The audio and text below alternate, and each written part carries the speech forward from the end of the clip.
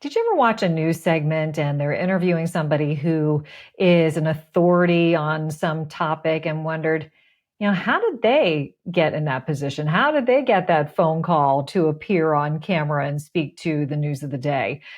Well, becoming a media expert isn't about knowing the right people or even knowing the right stuff. It's usually a combination of factors that may not be apparent to you. But today we're going to be shedding some light on what those factors may be during a conversation with Paula Rizzo. So, Paula Rizzo is an Emmy Award winning producer, author, and media trainer. And she shares how you can become that person who is on speed dial when news breaks in your area of expertise. Hi, I'm Karin Reed. I'm a four-time author, Emmy Award-winning broadcast journalist, and communication expert on helping people to own the room, whether it be a physical one or a virtual one.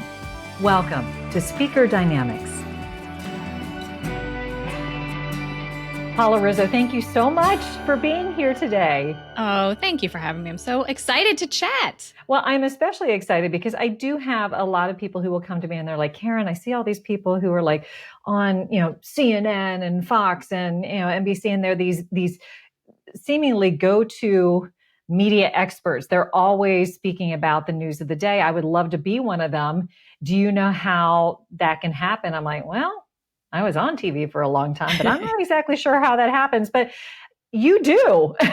Yes. So I'm excited to talk to you about that topic and give our listeners and our viewers some guidance along the way. But what I'd love to do is begin with just kind of a backstory on you. What has been your journey through the media landscape? Sure. So I have worked in TV news for close to 20 years as a senior health producer and producer in New York City. So I did both local and national news.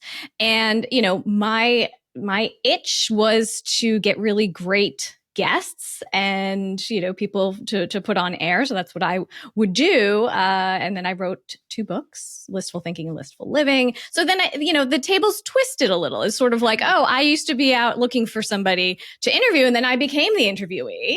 So it was interesting to sort of, make that switch. Yeah. And actually to that point, Paula, I had the same thing happen to me. I was interviewing people for decades and felt really comfortable in that role. But when I wrote my 4 books, I was being interviewed as well. And I found it really challenging to be on the other side. Did you experience the same thing? And people think, oh, you're in the news, you have friends, they just said yes to you and let you on. It's like, no, we had to also pass the test. Like media people are very, the criteria is very high for who they'll book, who they won't book, if the story is good enough. So it's all about understanding and knowing like who is their audience. They don't care about my book or they don't care about me. They care about their audience, right? So you have to put yourself in that producer or editor's shoes.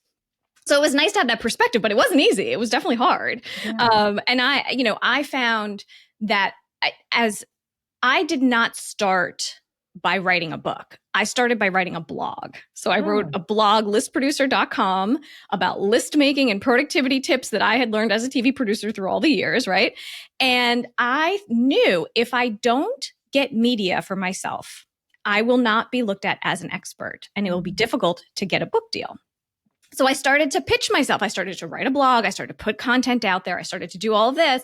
And then I started to pitch myself to media as a productivity and list making expert. I mean, you can really make yourself an expert at anything, clearly. And so it worked, that was a really great way to then be able to position myself as the expert. I didn't invent lists. I'm not the first person to talk about lists, but it was a really good way to start down that expert field. That's so interesting because one of the things I always impress upon my leaders who want to go in this direction is to say, you can own your expertise and people might know, within your organization or your peers that you're really good at what you do and you have, a level of, authority in the space. But unless you showcase your expertise, nobody's going to know about it and nobody's going to know that you are a voice worth listening to. So I think to your point, you're not the first person to talk about lists, but you were savvy enough to recognize you needed to amplify your message in order to get attention. So, with that in mind, how did you get into the space though of helping other people? And tell me a little bit about who you would help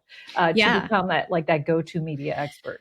Well, I knew the formula of what worked for me as a producer. And so who were the guests and the experts that I would continually ask back?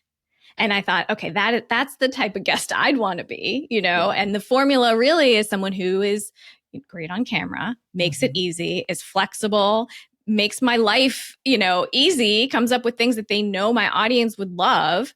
And, it comes to mind, there was this great expert that I worked with for years. He's a natural medicine expert. His name is Chris Killam. And he was fantastic. I would book him again and again and again. And it was like, I don't care what you talk about. Do you know what I mean? It was just like, you're such a good guest. You pick the topic. We'll let you come on. And that is the relationship that you want to have, where hey, anything that comes out of this person's mouth is going to be gold, and they're going to make sure that it's valuable to my audience. So I knew that was sort of the formula. How do you get to that? And the truth of the matter was, he put himself out there as I did. It was like, you have to be out there to be found. And a lot of times I think experts or, thought leaders think, oh, they'll find me. No, they won't find you. We're very good. Journalists are very good at finding things, but we won't always find you. Yeah. So that's why you have to do media. Media begets media. So even if it's a tiny blog or a podcast or whatever it is, you have to be out there to be found. Yeah. And you have that time pressure as a producer, as a reporter that, okay, I need to find an expert within the next hour. And then you're like Googling out the wazoo, or you're asking, other people in your network, hey, who would you talk to about this? So, we don't have a lot of time to be researching and looking for the absolute best person. Sometimes it's, okay, this person seems pretty good, let me grab them. And if you have somebody who, as you mentioned, your doctor, who is just really going to hit all of those, high notes that you mentioned, then you keep calling them. And honestly, it happens to me. Now, I am somehow an authority on meetings in Australia. Which, like, amazing. Cool. See, that's the thing, like, because you say yes, because you're there, that's part of it too, being available. So many times people would also, pitch somebody, like doctors, for instance. So I did work with a lot of health and wellness people, surgeons, and, when I was a TV producer. And so of course it's like, well, he can't come in because he's in surgery. Like, okay, I get it, but when you are available, you become the go-to. Yeah. As soon as you're not available, I'm going to go find someone else who is available, and they'll do a great job. And then that's going to be my person. Unfortunately, you have to kind of play the game a little bit. You know? And let's talk a little bit about, when you're talking about being available, what sort of lead time can people anticipate for an interview? Well, if we're talking about live TV, it could be something is breaking that day and they need to talk to you right now on the phone. Now there's so many ways to do this, right? Like, you could do it on FaceTime, you could do it on Zoom, you could do it. There's a lot of ways to get people on the air now. Right. And even for radio and things like that. So it could be an instant, which is also something that's important. If you are looking to be a subject matter expert, you need to know the news of the day. Mm-hmm. You need to know what's going on to be a resource for those reporters, for those anchors, for those people who are going to be looking for that. If something breaks, in your area of expertise, reach out, hopefully you'll have that back and forth with someone to say, hey, this is what I'm seeing, or this is what I'm thinking, or this is what, they love that. Yeah. Well, to that point, reaching out, there's an art to it, because I'm sure you experienced this as well, where you would get all these pitches and you're like, okay, trash. And it was not useful. It was not welcomed. What is the right way and the wrong way to pitch yourself to the media? And sometimes it's all about that they don't need you until they need you. So it's good to even be in the inbox and ignored in the inbox for a little while. I used to go back into my inbox and just put in keywords to be like, who pitched me something about this recently, and just see if I could find somebody. Yeah. But the way that I teach people, to pitch media, is to really have three elements: the hook, the twist, and the takeaway. Ooh, so the hook has to be the why now, right? Like, the hook of the day. Is this something that happened today to a celebrity? Is it something, that's linked to a holiday? Then the twist is, how is this different than everything else that I've heard about it? Right. And we've heard it all. Mm-hmm. And then the takeaway is, what will they do tomorrow? Like, literally, what is the takeaway that they can leave with and have a better life? They're safer, whatever it is. Right. So the hook, the twist, and the takeaway. Okay. And how often how would it be best presented? Is it email? Is it a phone call? It's not showing up at the studio. No. And no one calls anymore, And so I think it's interesting. So email, I think, has to be your first way in, right? Yep. And then from there, I found, as a producer, when people would call, because no one called, they would call and be like, hey, I just, I pitched you this thing. I'm sure you didn't see it because you get 1,000 pitches or whatever it is, but just wanted to, bring your attention to it. Yeah. I would always take a look. I would say, Yeah. you know what, that person went out of their way to leave Yeah. this message that I ignored, but Yeah. I'll look, And even sometimes like on Twitter, X now it's called, right? If someone was to follow me and then, share something of mine, knew my personal interests, people are people. So it wasn't just about getting on TV. But if they liked something that I posted or whatever, I would be like, I saw that name in my inbox. Let me go back and just look. You know what I mean? So it's like these subtle ways that you can sort of follow up. Follow up is very important. So you definitely want to follow up a few days later or a few hours later if it's that important. Because sometimes that follow-up email is just as important as the initial email for sure. But there's some other subtler ways to kind of stay top of mind too. So one of the things that is giving me grief right now, I am being kind of bombarded for people who want to be guests on the podcast, which is lovely. What Great. a compliment, right? But Yes. I will be pitched by their publicist with just a name and no links to anything. And to me, if you say, Joe Smith is fantastic. Okay, I don't know Joe Smith. You're giving me nothing. You're giving me like a little blurb of what he does, but then you're not giving me any proof of that. There's no, is that something that would be a no-no in your book? Because I know it's irritating to me. I'm like, do you want me to go research and try to find your person? And no one has time for this. No one is doing that, right? That is why the best experts, the best PR people that I ever worked with, do the legwork for you. Here it is on a silver platter. Click here. You will see a video of them talking about this topic that we're pitching you. It's like, what a breath of fresh air because there are so many bad pitches. So when you get a good one, it's like, wow, that's like gold, Right. So I love your take on this because I'm not sure how I feel about it.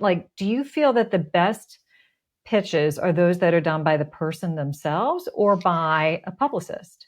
It depends. Okay. It definitely depends because there are so many times that I have to say a publicist is the one who I had the relationship with. Mm-hmm. And so I may have said no to it if it was the person because I didn't know them. Yeah.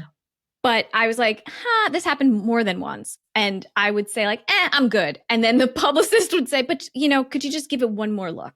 I think maybe this and this would be really spectacular. And then I was like, okay, let me see. And because I trusted that person, then I was like, okay. And then I did the segment and it ended up being fantastic. But we trusted each other. So you have to have somebody who you have, a great relationship with as far as a publicist goes.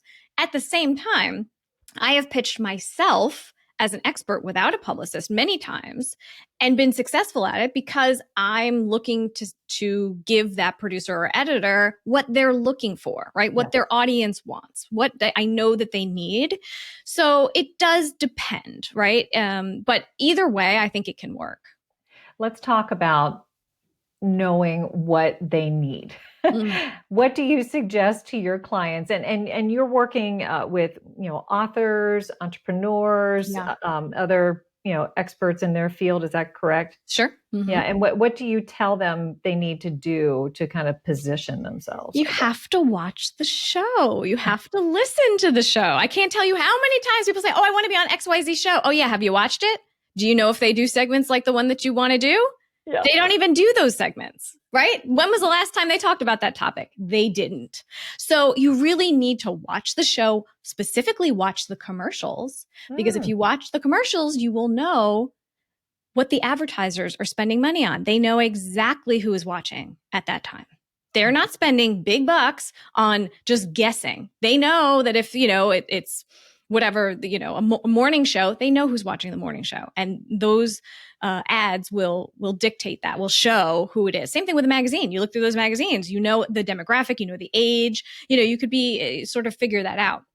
So that's a good way, to kind of cheat sheet. If you don't really want to watch too much, you could just watch the advertising and then get a little bit of an idea there. But you do have to know, right? What do you think would really work? And so often, people are pitching off topic and things that are never going to work for that audience, right? So maybe it's all, mostly female audience, let's just say, and they're pitching things that have to do with male health or male what, it's like, it's just not going to work. That's not, Right. Unless, you have a special twist on it or whatever it is, you really need to hone in on who's watching or who's listening or who's reading.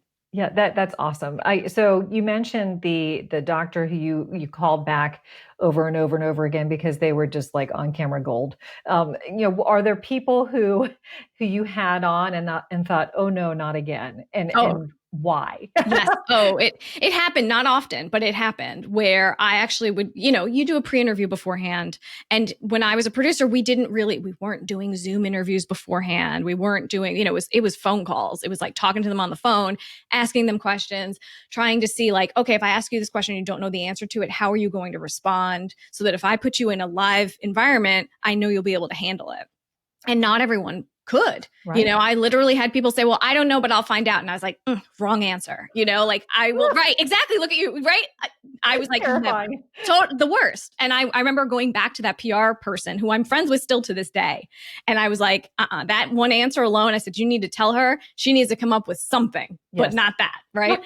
And so that's part of it, right? Pre-interviewing. But so that's how people didn't even get the opportunity. Right. And then there was one time, it was early on, I'd say, in my career. So I didn't know, to do the vetting, I think, as much as I did after that. The guy was great on the phone. He was great in the green room. As soon as that red light went on, it was like everything drained from his face. And he was thankfully it was recorded. So I was like, that will never see the light of day. Right. But I remember being in the control room and just like, what is happening? What is happening? Like, it was not good. He couldn't string together a sentence. It was not a good scene. I was interviewing somebody as a part of a panel discussion. It was a corporate thing, but the person was a professor from Stanford, incredibly articulate, very intelligent. And we went to do the live interview and he broke out into this sweat that I've never seen to the degree. and of his and haven't since. It was this flop sweat that required him to be like toweled off in the midst of it. Like, it was crazy. So we did like a live to tape, which means like, I know you know what that means, yes, but for the listeners, it means like you're doing a live interview and you'll take breaks, then you'll come back and continue the interview. So on the breaks, literally the makeup person would come out with like this big towel, mop off his head, mop off like the back of his neck. I was like, this is ridiculous. This is but bad. You feel badly, but totally. it's still a thing. Like, you have to be aware of that. I have to do my job. I have to get this soundbite and go back to my station. Now that you said that, it reminded me, there was one woman one time that I interviewed who, the same thing. She was fine when we were talking. As soon as we brought the camera out, she turned a shade of red I'd never seen before. Like, it literally just went up from her neck. Yes. And we were, and I remember the camera guy like tapped me on the shoulder. And he's like, we got to take a break. And I was like, yep, we got to put down the camera. We got to walk her around a little bit. And she did sort of calm down and it was fine. Thankfully, it was just a few sound bites. So it wasn't like a whole segment. Right.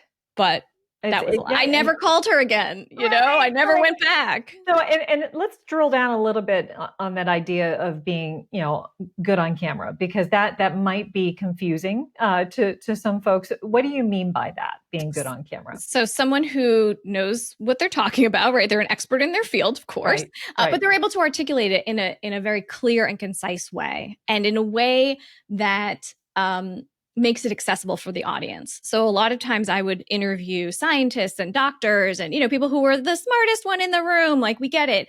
But we couldn't understand what they were talking about. They would just talk above our heads, and I would have to like say, okay, if we were to back up and like, let's try this again. So, people really need to be able to make their message accessible. It's not dumbing it down. It's making it accessible to everyone to be able to understand and really learn. I mean, at the end of the day, media should be a public service. We should be learning. We should be being of service and helping people. That doesn't help anybody if we don't understand what the heck you're talking about. So very true. And there's of course the idea of speaking in sound bites. So, Yeah. when I was in TV news, that was maxing out at probably 15 seconds, but I think it's probably shortened, even now. Is that correct? Yeah, I mean, it can be depending on the medium, right? So if you're in television, it has to be like a headline point. Yeah, If you're on radio or you're on a podcast, you have more time. And sure. the way I teach it, I call it the accordion method. So I train people to have a short, medium, and long answer to any question that they'll be asked. So then that way, depending on what the opportunity is, you can open or close the accordion. And a lot of times it's like you only have that one shot. And Yeah. so you just make sure that you have value right at the top so people get something, even if you get cut off, or even if it's the end of the, all right, well, thank you. How many times does that happen? So, thanks for joining us. See ya. Right. Yeah. Yeah. So true. I mean, I used to, always, hear the line, don't bury the lead, don't bury the Yes. lead. And that holds true so much, just, whether you were doing print or whether you're doing broadcast, because if you don't have the headline at the top, you may never get to the headline. You might have this amazing explanation of why this is the case, but they're not going to get to, the thing that's of value for them, because they're just always fighting time, It's the time true. to tell the story, whether it's in print or whether it is in broadcast. And it's not natural a lot of times for people, especially writers, to think that way. Yes. They're thinking, I want to have the conclusion at the end that sums it all up. And I always say, no, take that and stick it on the top. Say that first, give it away. And then you can go into the explanation behind it. And it doesn't feel natural to everyone. But for us in TV news, it's like, you got to get to it right away. Exactly. It's like that whole deductive communication, point first, then tell the details. Exactly. The inductive where you're doing the details and then the point at the end. The big reveal. We don't have time for the big reveal. No, reveal it now. But I feel that, I think that like translates into my personal life. Like my husband is a great storyteller. And half the time, like, can you just like get to the point? Like, just tell me. Just tell me. Right. I am a bottom line person, like, so much. I mean, but we've been married 30 years, so it's worked for us somehow. It works. So, exactly. Exactly. So, I'm sure that there are people who are in the audience right now saying, okay, I think I have some expertise in a certain area. I think it might be valuable for the media. Where do I start? What do you recommend? Well, I do think that starting to write, starting a blog, starting to write on LinkedIn, even, there's so many great opportunities on LinkedIn. You can start your own newsletter, you can create posts and articles and all these things, but just think of 10 or 15 things, write it down, make a list of topics or questions that you've answered in the past month. What do people always ask you? What do people come back to you for? And then create content from there. And it doesn't have to be video right away. It doesn't have to be an audio thing. You don't have to start your own show, but just start writing, just start putting it out there and seeing. Sometimes you'll be surprised. You'll think, oh, people will love this. And like literally no one cares. And then the things that you're like, I don't know, is this good? Right? You put it out there and it's like, wow, that really resonated. So you have to do a little bit of trial and error there, and just put some stuff out there to be found. Okay. So you put it out there and then, okay, what's the next step then? Like, so say that you get somebody who's sniffing around and like, hey, you want to talk about it? Then what is the next step after you get that initial notice, I guess? And that's happened to me multiple times with media interviews. They'll read something that I put on LinkedIn or I put on my blog or whatever and say, hey, do you want to talk about that? Like recently I did, I don't know, it was like the power of no or something like that. Something I had written about literally probably 12 years ago. And I just reshared it and a producer saw it and they're like, cool, we want to talk about that. And it's like, okay.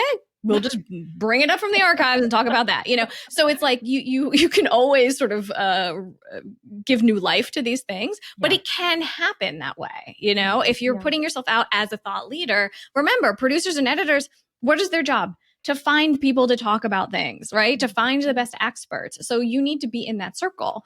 You could even take some of the things that you've written and then turn those into pitches and say, oh, okay, you know what? Actually, this would be good for, I don't know, entrepreneur.com or Entrepreneur Magazine or whatever it is. And then, put together a pitch to send over to them of something that you can talk about. But you have to watch and read and know what they want. And don't just like spam them with things that they don't care about. Yeah. Exactly. So you mentioned you do work with authors. What are some of the biggest misconceptions that cohort might have about interacting with media? Well, they think, oh, I'll do media when the book comes out. And Mm. yes, but it's too late. You have to have been doing media well before, way before, so that you get comfortable, you know what you're talking about, you feel like any question that comes my way, I'm able to handle it. And also then they know who you are, you know? I mean, I started from like I told you, way before, even when I had a blog, I started doing media. I started to get to know other producers and editors and people so that when I did have a book, I was able to say, "Hey, remember me? I did all these segments with you, or you interviewed me for this and this and this, and now I have a book. Could we do something on this?" And so, you know, you need to have those relationships, but also to understand that it's not about the book, or it's not about the product or the thing. They don't care about your book. They don't want to be your advertiser. They don't care if you sell a million copies or not. They want to know, what is my audience going to get out of this? And so that is the lens through which you have to look at this. Like, take the ego out of it. Yeah, I think you're hitting on a really important point, the idea of being salesy. Like Yeah, that's not going to go doesn't over fly. well. No. Yeah. Yeah. So what Mm-mm. do you recommend on that? And it's hard because, you know, your publisher, let's say you have a book, or your, you know, your boss or your HR department is like, go out there and make sure to say the name of the company 12 times. And it's like, oh gosh, if you did that in a media interview, they'd be like, never again are we having this person. Yeah. So it really is a fine line, you know, of being able to get some mentions in there, to be able to talk about it. But at the same time, it almost doesn't matter if you ever say the title of your book. Hopefully they will identify you as the author of such and such book. They will put it at the bottom of the screen. They'll introduce you that way. So it almost doesn't even matter if the content isn't even the book, right? I mean, my first book came out over, now it's a decade. I'm still talking about lists. Some of this stuff is not in that book, you know, look, a decade has gone by and I don't care, you know, I still identify me as the author of that book. It's fine by me. Yeah. So, you know, it's really just more about the recognition you can get as an expert, showing that you can do this job, being out there and getting asked back. For the authors out there, when should they engage with you? So I think, you know, people do need to start before they're ready, especially, you know, with video. Video is such a big deal right now. Yeah. So you should be talking about the topics that have to do with your book on camera. You know, at least I'd say sometimes people come to me a year before their books come out, you know, just to sort of start. But 6 months is always good, just to sort of get yourself ready, get yourself going. And sometimes your publishers will help you with some of the PR.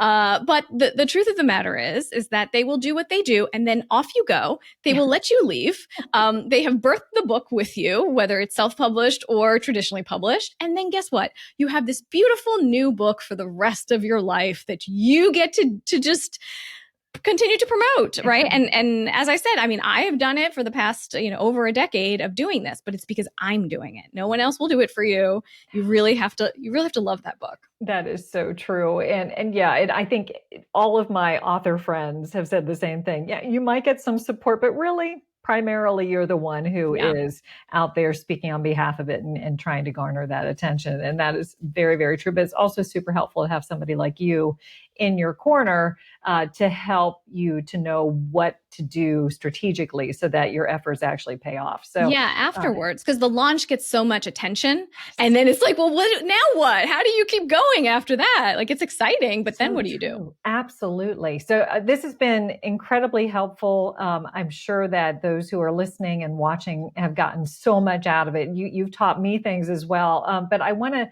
ask you the question that I ask all of my guests, which is, you know, do you have one big takeaway from our conversation for those who want to be that go-to media expert? You have to be out there to be found. You know, they're not going to find you most of the time unless they're in a panic, you know, where they're just like, oh my gosh, who's anybody who's tweeted anything in the last 24 hours about this? I've gotten interviews that way. You know, somebody reached out to me about something about a teleprompter or something. I was like, did I write the word teleprompter in a tweet? I guess, you know, that must have been. The SEO somehow found you. So, exactly. Right. But that's so true. You have to showcase your knowledge, showcase your expertise in order to be seen as somebody who can be that spokesperson for and wants to be, because you know the media doesn't want someone who doesn't want to do it. You know, that's terrible.